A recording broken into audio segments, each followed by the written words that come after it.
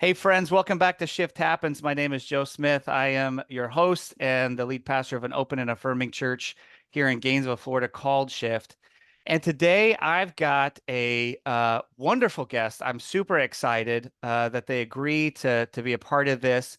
You may have heard of a little film called 1946, the movie, whether you've seen that and, like on social media, whether somebody was like for it or somebody was blowing it up the other way. It seems like it's all over my stuff still.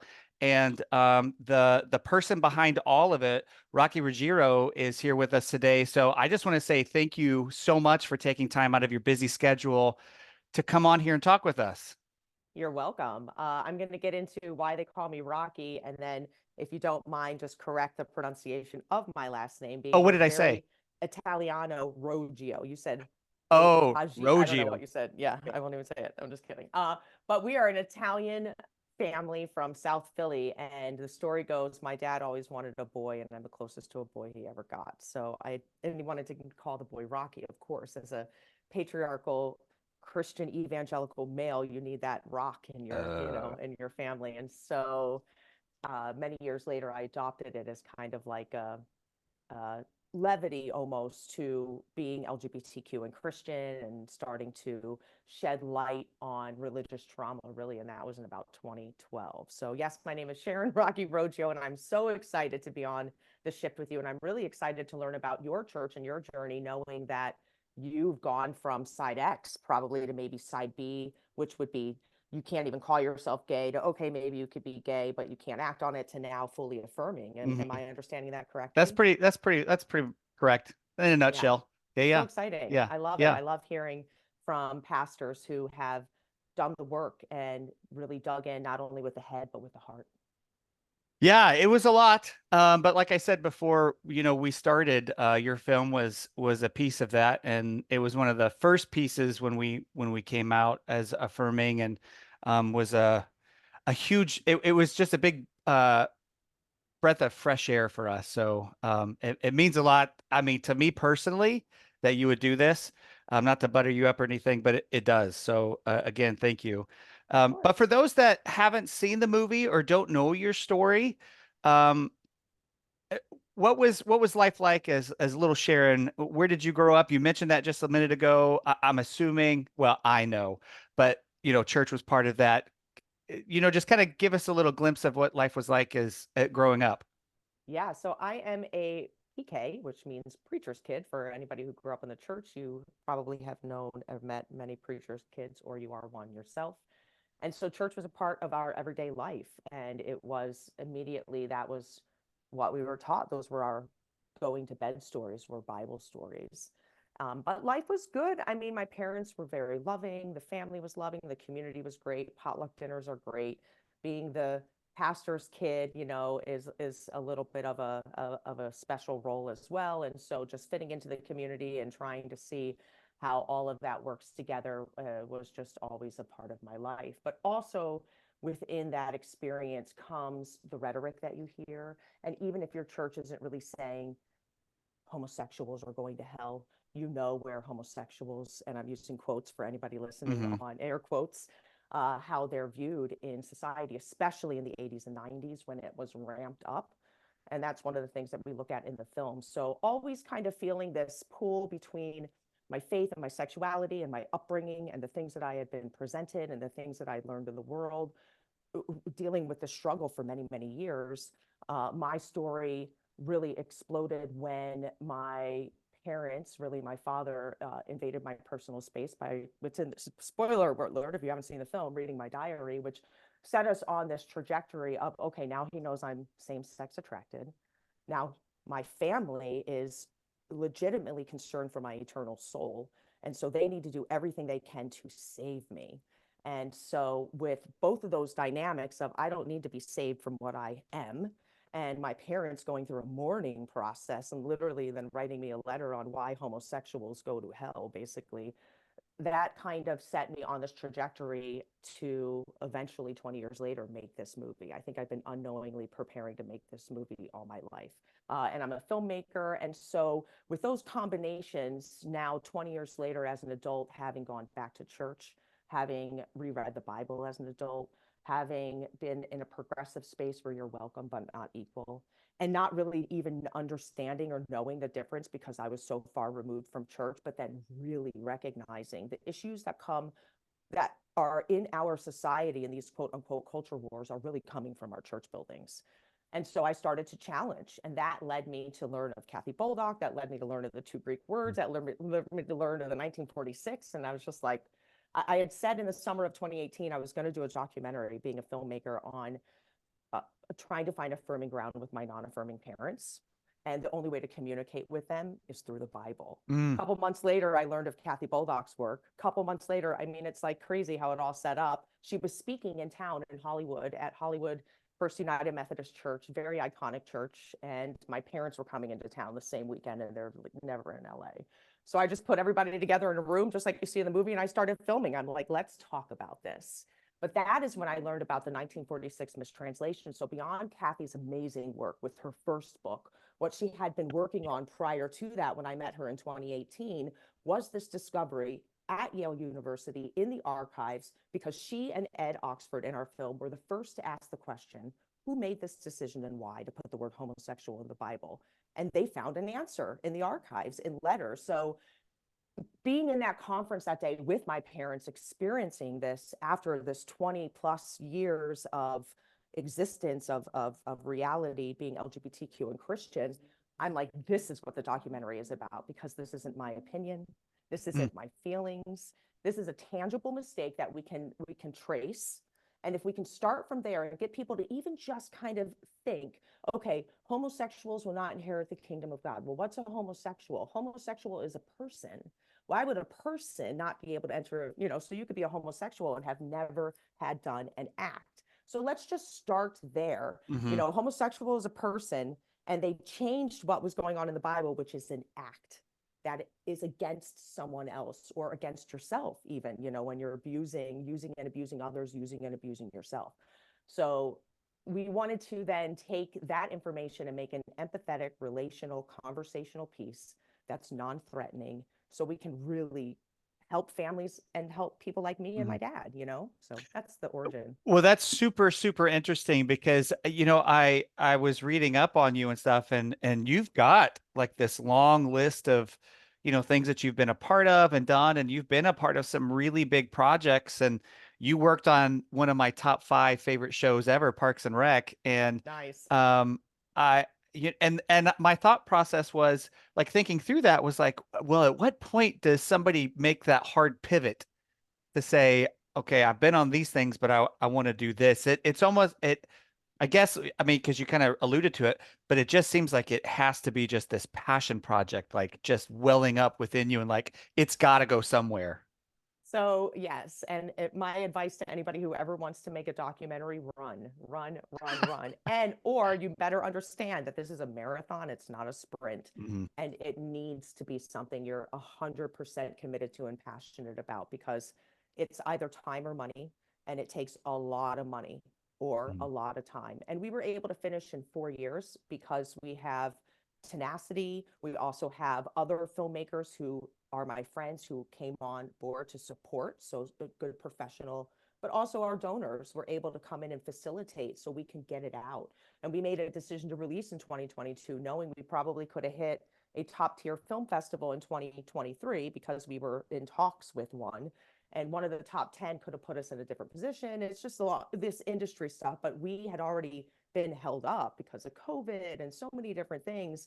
And we also promoted for 4 years on social media. So the audience doesn't Mhm. really understand the process. So everybody's like, why isn't this released yet? And we're like, we need to release it. And then with me and my passion and wanting to get it out, we created a tool and we want it to be used. And Mhm. so we didn't want to wait. If we had waited another 6 months, where would we be right now? Right now, we're in a really good place in 2024 in our sixth year in our impact campaign, where, as you said, you were able to share the film with your church community.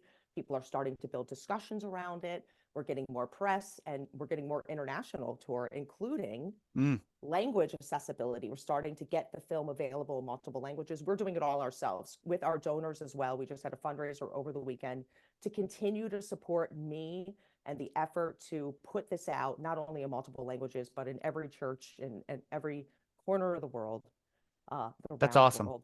That was a joke. Yeah, I gotcha. Okay, good. Thank Yeah, you. no, no, Thank I you. The gotcha. I dad's gotcha. jokes are here. Yeah, yeah. I'm here No, no, for no. it, I Okay, gotcha. good. I I I hear all of that. I mean, it has been such a massive. I mean, for us, like in our journey, um, I mean, I've got Kathy's book right over Walking the there. Bridgeless Canyon, Yeah, how yeah, to yeah, repair the breach. Yep. yeah, and Dr. Gushy and a couple of others, and um, but Kathy's work and kind of cascading into yours, where she did that stuff on YouTube, Untangling the Mess, I think is what it was called on YouTube. Correct. Those things really resonated with me. And when we watched the movie and it encapsulated it all in just like these really easily accessible bite size, you guys did a really good job of like information story, and it makes it really accessible, right? Um, but that was the first time I had heard that. I had never heard about 1946. I had never heard about, and I went to school for this. I studied, Greek and Hebrew and all the things, and none of it. Not just like, no, this is yeah, this is just what it is. And then all of a Hmm. sudden to find out, wait a second, there's a whole Yep. world of debate of understanding that's like, not quite so black and white. That was kind of shocking to me. Yeah, and it's designed that way. Yeah. It's also convenient where now it's easy to scapegoat a group of people. It's easy Mm, to target because it's in black and white in the Bible. And so they, whoever they would be, who would use the Bible as a weapon against people, specifically in this case, the evangelical church, have all the answers that they need.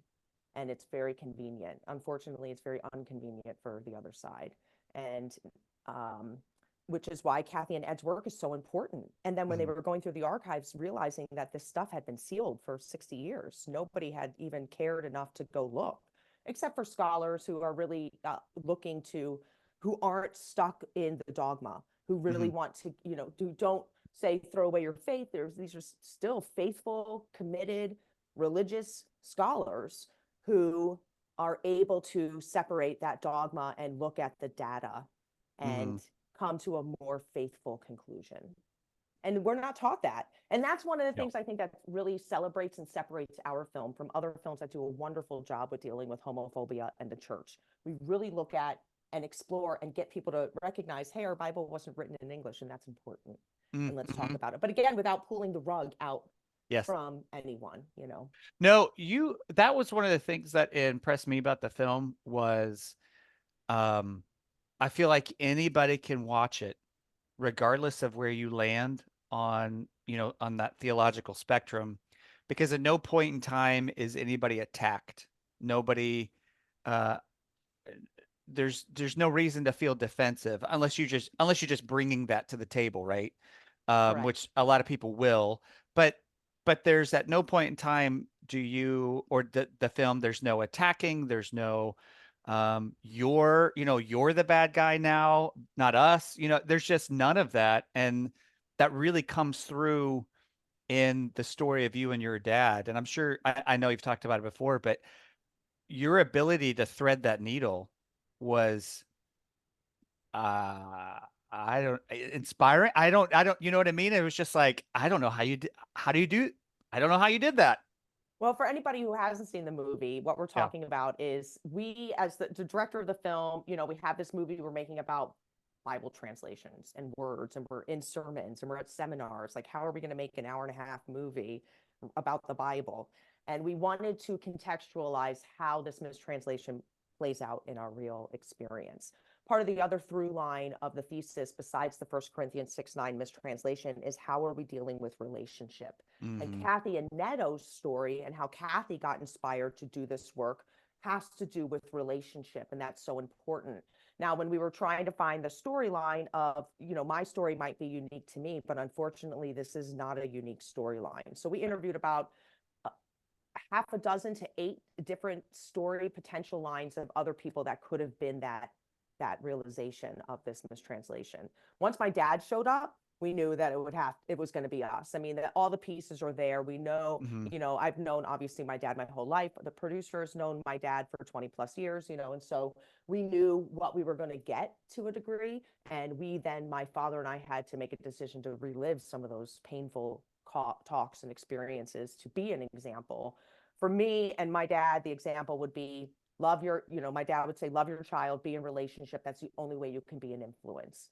I, as an LGBTQ person, sometimes we have to be the bigger person. And I'm so proud of my parents for also being big and being able to set aside and just let's go and have dinners together and enjoy. But it's not as easy for an LGBTQ person because you're sitting in an environment where your family is legitimately voting against your basic human rights. And but they are convicted as well and they believe it. So I had to come to a choice where, okay, can I sit around people that could actually cause me harm in the future, even though they may or may not mean it, you know? So Yeah. it's a really tricky place to be in. But I also wanted to make sure that I can be an example, not only for my parents, but for my nieces and nephews and my sisters, et cetera, my cousins. But also, I don't want to live with the what if, or I Mm. wish that I had spent time with them.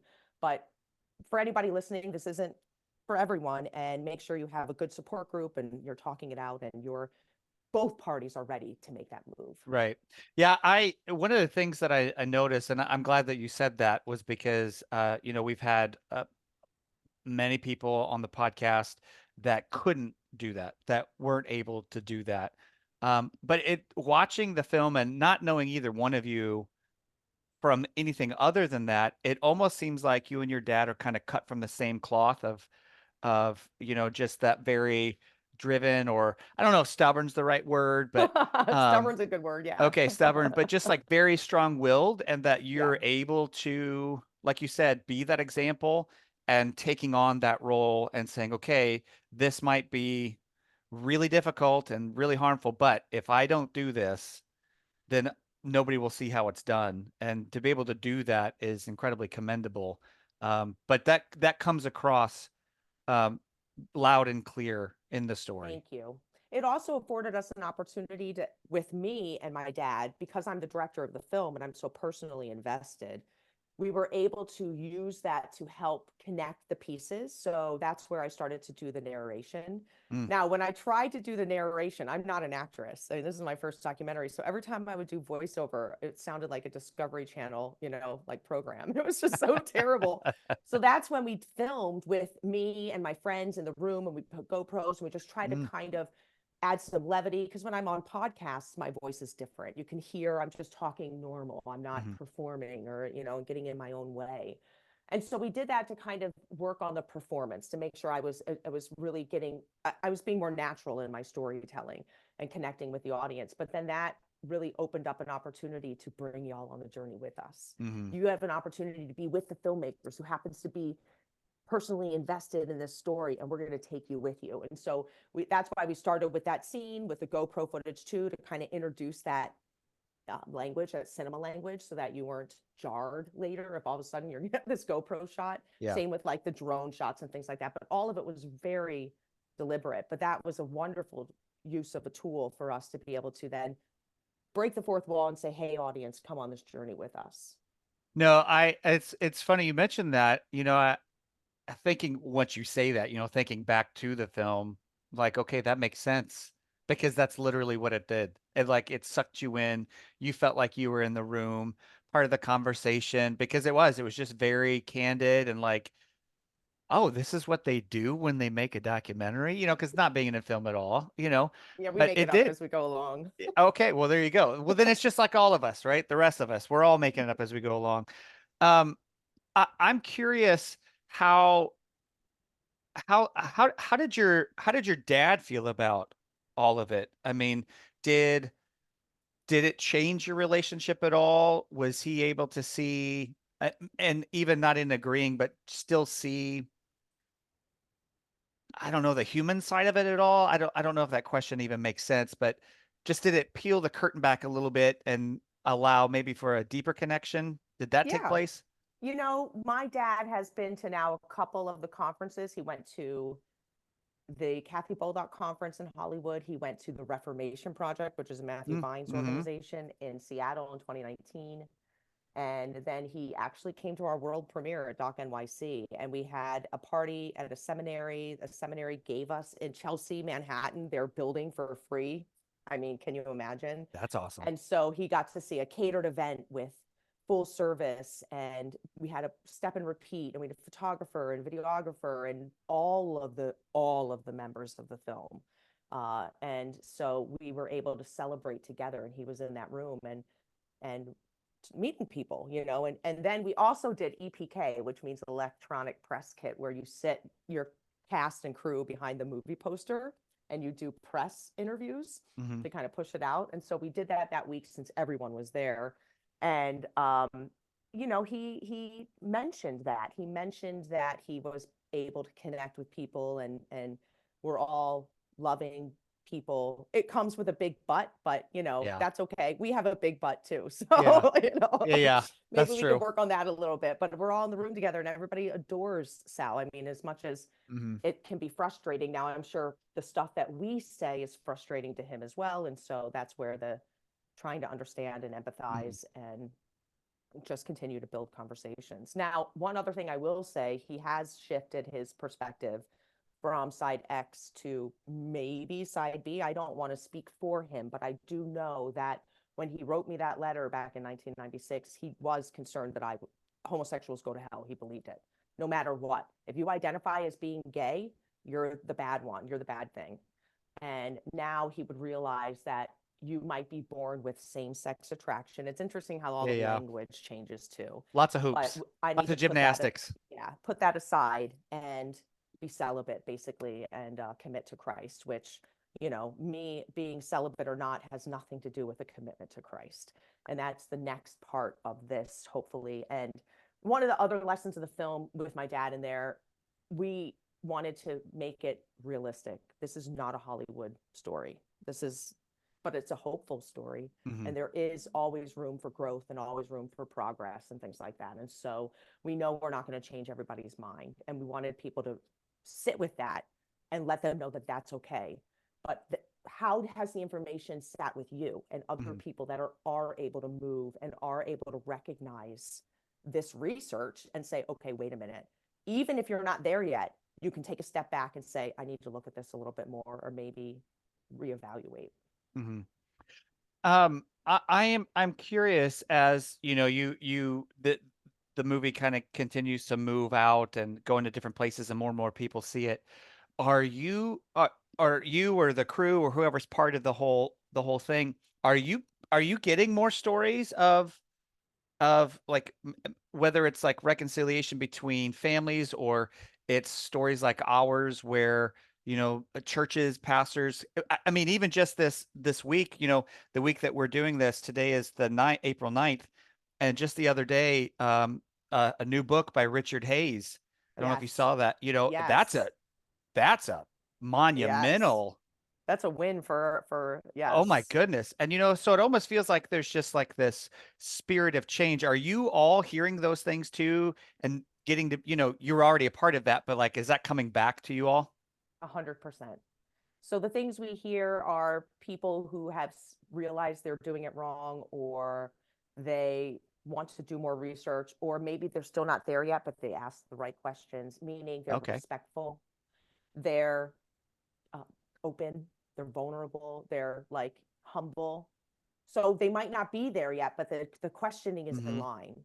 Then for an LGBTQ person, the experience mostly is people who have been released from shame and released Mm-hmm. from, so even if they were living in a relationship, they still always had that on the back of their shoulder. Now the rhetoric is, I never even considered that being gay wasn't a sin. Mm-hmm. And that's just full transformation. So it's really wonderful. Now, from the other camp, the opposites, the people who are already putting out the rebuttals and things like that. I mean, we've had hundreds, if not thousands, of people putting out content, including a full book written off a 3-minute trailer on why our movie is wrong. So I saw prior to the that. film coming out, yeah, it's like tons of content on why we're wrong. Now people have seen the film and the arguments are they're completely misrepresenting our film. And so Mhm. if I had time, which I don't because I run this whole operation, but I would, definitely be able to take those videos and piece by piece Yeah. say, this is how you're misrepresenting us. And this is actually how you're being a jerk and a bully. And so instead of really dialoguing, they just want to debate and tell you how you're wrong, misrepresent your argument, Yeah. and then they bully the film. But most specifically, they bully Ed. And so they'll say Mm. he's a coward. Of course, he comes up with these conclusions because he's gay. They're just picking on him, and then he won't debate us. He's a coward. And I went on Twitter and ended up on one of the scholars. This is like a internationally known author who should be representing Christ and not like wasting his time bullying people. And I'm like, it's interesting that you take this position in treating Ed the way that you do when there are plenty of scholars in the film that you could debate. Why Mm. don't you ever contact any of them? Hmm. And then of course this person didn't write back on the Twitter, but it's like I'm tired of seeing the bullying, but at the same time it's like they have nowhere else to go unless they really want to sit and talk with us. Like there, and then people are going to really just see that behavior, recognize that behavior, and we're tired of it. Yeah. We're tired of the bullying and this being acceptable behavior. That it's not acceptable. We need to No, call it's it out. not. And I will say this, not knowing Ed at all, he comes across as a very sweet human being. And that hurts my heart for him that people would Yeah, single him out, where he was just so vulnerable in the film, where that's been his experience anyway. And then for then people within the church to just perpetuate that for somebody, regardless of whether you agree with them or not, uh, uh, we're all human. Why be an asshole? Why? I yeah. mean, Well, because it's the same reason why someone like a Trump character would say, mm, "Let's make America pray again." You can't make anyone pray, and there's this temperature in the air that people are flirting with authoritarianism and they oh, love it, 100%. Yeah, and yeah, it's scary, and it's yeah. like so if they can't, it's like there's no living with other people. I Hmm. don't know, it's Yeah, getting worse. And so and even as simple as the US Constitution, separation of church and state and yeah, religious freedom, and the misinformation and disinformation around that is poisoning our mind and good people, yeah, God's yeah. people. Good It's the people. same with Roe versus, they've been planning this for Yeah. years, Well, and even we could go today, on and on and on. yeah, So even today in Arizona with the Arizona Supreme Court decision that came down. I know.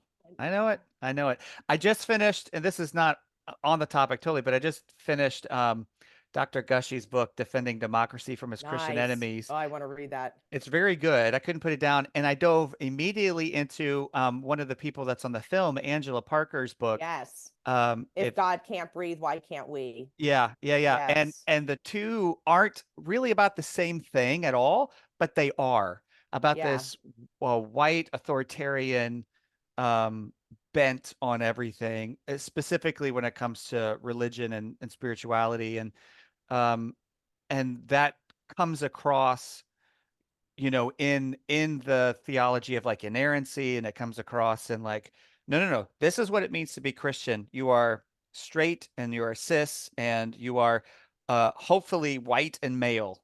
And Yeah. if you're adjacent to those last two things, it's okay, but the first two have to be this way.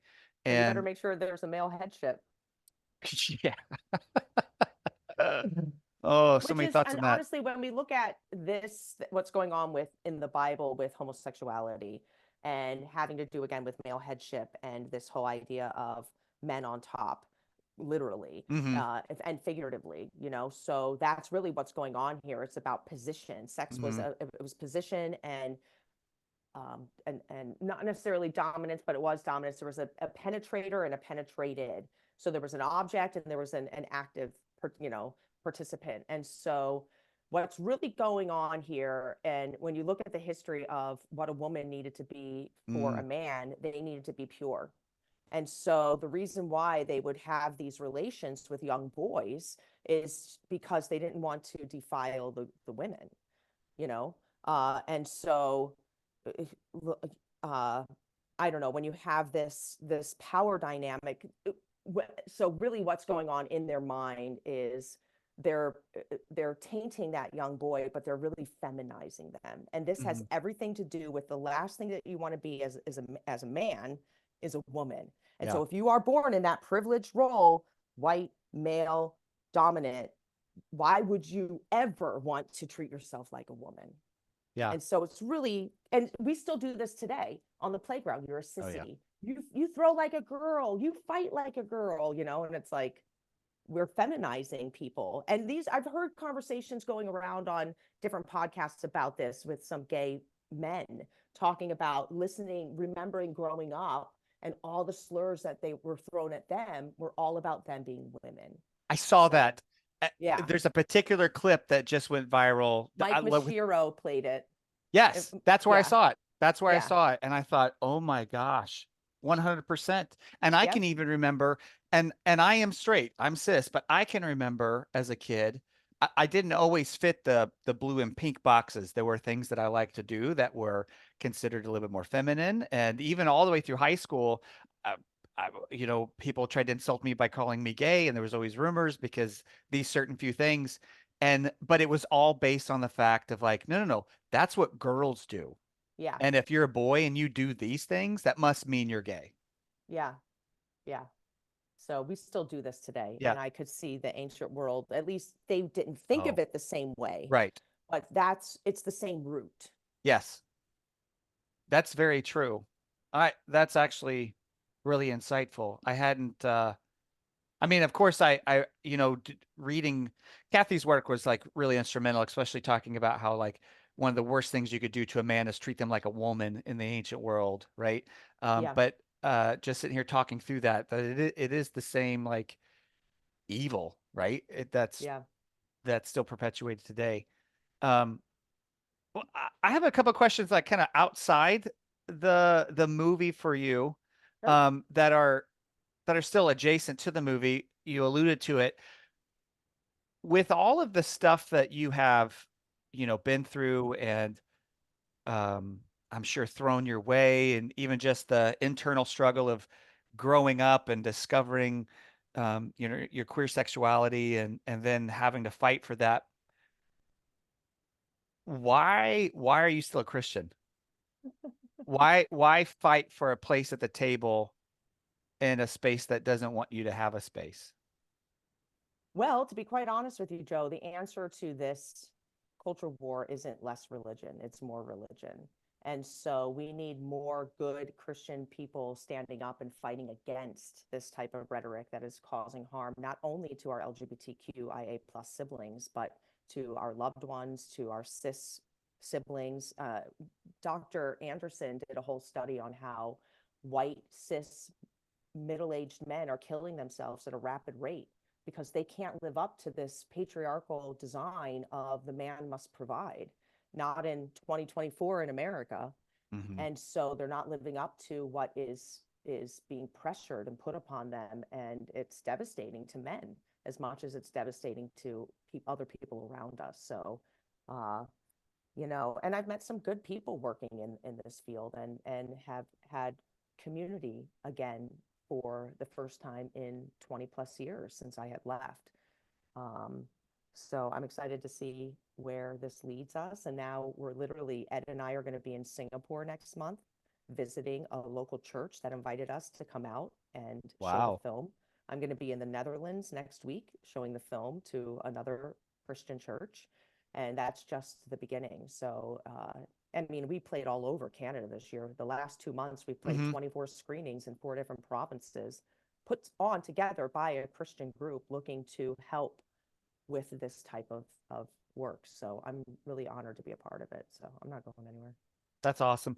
Uh, when what happened though? Like you said you left and then you came back. What was it? I mean, was there like a moment, or was there just like this an ongoing realization as you worked through things? Just I'm curious. And if it's, It if was it's the too letter, personal. Joe. It Okay. was that letter. Could you imagine getting a letter like that? No. Why would you ever want to step back into a church building? Yeah. So there was no warmth, there was no connection. It was all like, we need to fix this fast. Hmm. And this is the only option. Yeah. So I'm like, no, sorry. I got So other options. that's what I'm saying. Like that is such a horrible, traumatic. So was there something as equally healing on the other side after so long that was like, no, I got to get back in this fight? Well, I ended up just like you saw in the movie. I ended up Yeah. just going back to church because of a girl. I was dating a girl. She told me she was a Christian and she wanted to go to church, and I was just like, "What? I hadn't been in church in 20 years, you know." And Mm, so, sitting in that environment really led me to start to take action.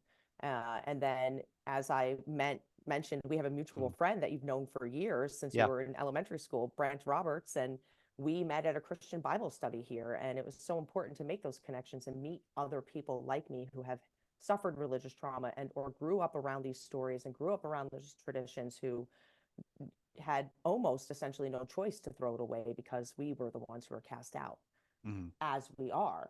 And now that we're recognizing we don't have to be cast out as we are, it's healing to come together and be able to talk through those experiences with one another. Yeah, Brent, listeners to the podcast know Brent. He was our very first guest. Yes. And he was also on the original board of directors for our relaunch of Shift. And that, Amazing. yeah, that was really important to us that from the top position down, that there was somebody at the head of the table that was queer, and so that their voice was, had power. That Yeah. was really important to us. Um, and one of the things that as you were talking, one of the things that I was thinking about, like in that conservative evangelical space, one of the things that is like a core tenet is just this disembodiment with faith of like removing ourselves, like removing our bodies from faith, right? The flesh is wrong, it's evil, all these things, and how that plays out even more so within the queer community, and how harmful that is for everybody. But like I uh, I don't I have never had to think about that outside of just the idea of like the flesh is bad, right? But it's never been my body was wrong. It's always been like just the human body or the human, wants or whatever. It's never been specifically me, right? But for my queer friends here, it is specifically them, right? And it just always amazes me when they still show up. I I have in the last several years, I have never, and I don't mean to paint with, you know, rainbows and unicorns, but I've never seen fierce love embodied like that before in the And the church. movement's only growing, I think, you know. So as the evangelical church is declining, more churches and more people like us are speaking out and coming out and showing up. So it'll be interesting to see what happens. I think this is the most important election year of our Mm. life, and it does play into this whole religious freedom aspect. And so I think more of us need to start joining forces and speaking up. And to that end, if I may plug a little bus tour that we're planning with Do it. 1946. Yeah, yeah. So I put together a proposal. It's not really a bus tour, it's a road trip across America because we can't afford a bus. It's already going to cost a lot of money to get 6 people on the road, including honorariums for local speakers and security at local churches, and doing 16 free in-person conferences for local communities to get out the vote for 2024, to teach people. Not only we'll show the film and do a Q&A, but prior to, we'll do a community gathering where there'll be local community leaders showing up and talking to the community about their voice and how important it is. Then we have unconventional Pastor Paul, who's a TikToker Oh, yeah, and yeah. friend of Yeah, mine, yeah.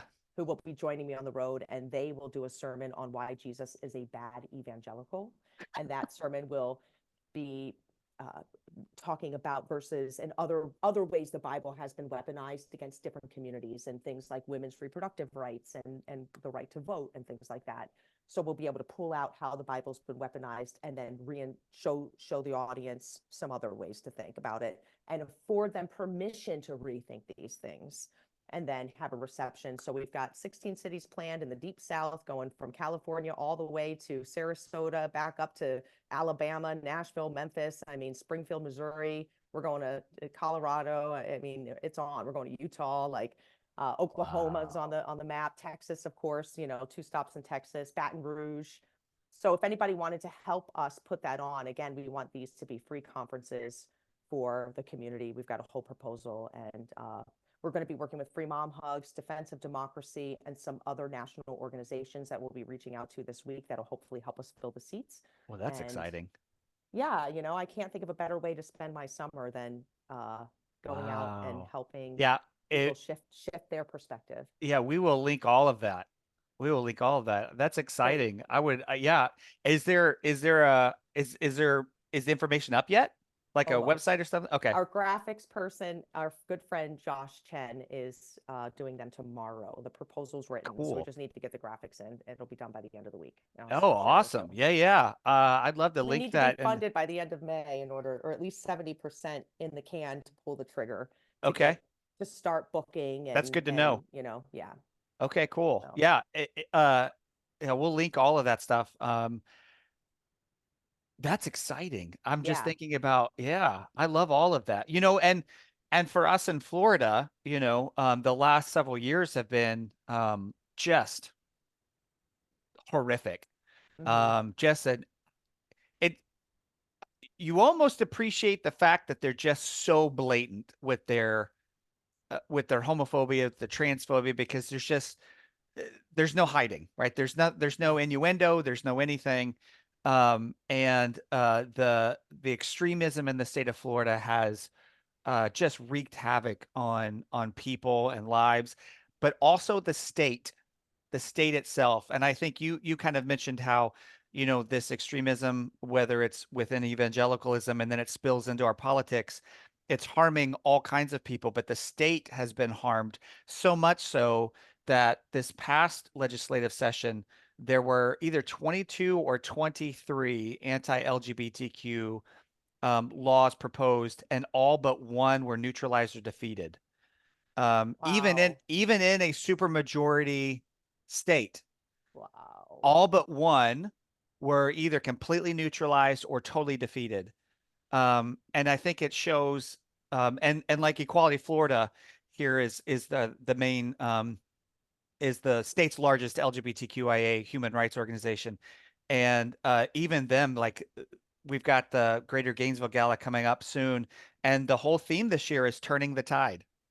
And I think that there's just this movement, whether it's church driven or it's in politics or whatever. I just feel like that there is this real spirit of change, kind of whether it's slowly creeping or however you want to say it, but it's just like things like what you're getting ready to do, and this book, and like podcasts like Evangelicalish, which he's a part of, and Yep.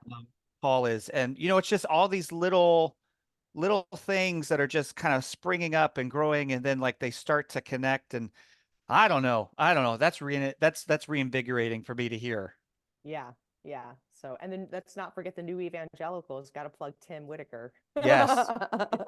And he was huge for us here when I think it was 2019. He started it in 2019, and we just happened to find him on Amazing. Instagram like Yeah. just a few months after he launched it, and I was just like, "Wait, that's exactly how I feel. How does he know that?" And Yeah. yeah, And yeah, he's I a feel all Jersey that. boy. So I'm a Oh, that's Jersey right. girl. He's a Right up Jersey there. boy. Yeah, Yeah. totally. That's so funny. That's so And one more funny. plug, Joe, actually, because we're Yeah. going to be in Florida. And again, to the audience, I do all the day-to-day management. So I haven't updated our schedule of where we're going to be in the world. I just don't have time to keep up with everything. But I'm sure. I will do this because we're going to be in Florida May 6th, 7th, and 8th. and we're doing the Southern Circuit tour. So, and I'm going to be there for all three screenings. So we're going to start in Sarasota Hmm. on May 7th. We screen in Sarasota. Then I drive to Fort Lauderdale. We screen on May 8th in Fort Lauderdale, and then on May 9th, I'll be in Miami screening for a Q&A in Miami. So I'll put all that, give you all that information so you can Yeah. share it with your I audience. definitely will. That's awesome. Yeah, because the bulk of our people are here in Florida that listen. And we've got people all over, but the vast majority are here in Florida because it's kind of a little specific to us. Yeah. That is so awesome. I love hearing that. And while we're talking about it, you're talking about the movie.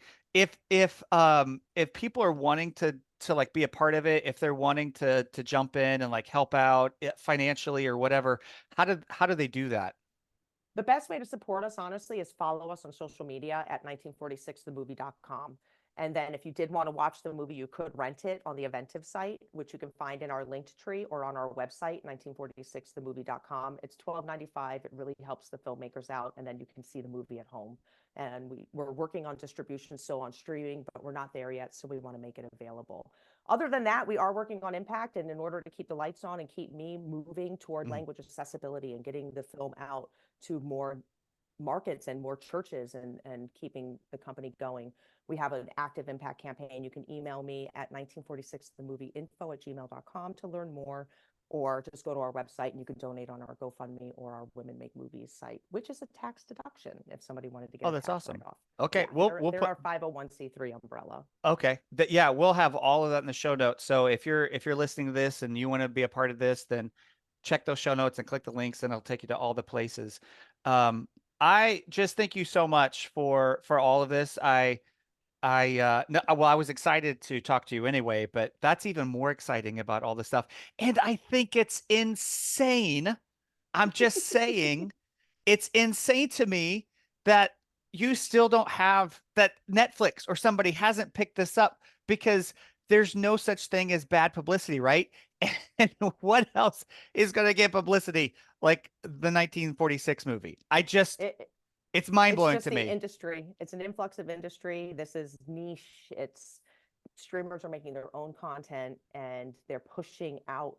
I mean, so when we premiered at Doc NYC, there were 300 documentaries. That's just one feature film documentaries. That's just one program, one festival. So there are thousands that are produced each year. There's only so much room. And so Uh, to tell you the truth, I've come to accept it. I'm not mad at it. And yeah. I'm really excited about working with the community, working with all the local churches, working with the people who are championing.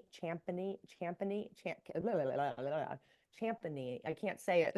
Champ championing. championing There he is. championing yeah, it's too Yes. many syllables for me right now.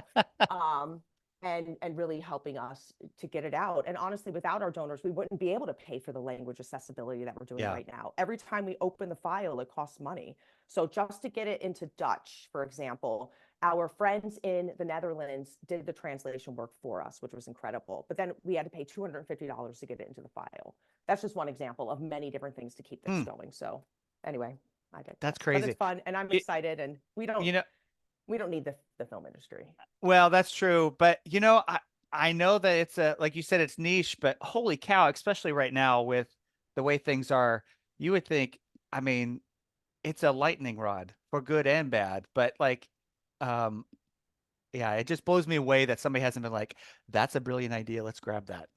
So Yeah, if there's a anybody, couple people we're talking to, that's awesome. that can help us get to that next level. So it's That's not great. impossible. But I Yeah. love, yeah, but I love the grassroots. I love what you're doing. I love that it still has like that very indie feel. I love the fact that it is almost a direct pushback to just the evangelical machine where Yeah. they produce all this just and slick and just really bad acting, by the way. But it's just almost the antithesis of that. And so Yeah. I love all the grit and I love all of it. And Thank it'll all be you. in the show notes. And I want to honor your time because I know that you're super busy and you took the time to speak to us. So I just again thank you so much for carving some time out for us down here in Florida. Really, really appreciate it. You bet. And I will be there, and hopefully we'll be back for the bus tour. And I can't wait to meet everyone in Florida and help turn this country around. Amen to that. I love it. Yeah. All right. Well, thank you again, Rocky, so much. Everybody check those show notes, click all of the links. And if you really want to help out, go follow them and you can find all that stuff. Thank you again. We hope that you are having a awesome, beautiful day. Now get out of here. Go love on some people.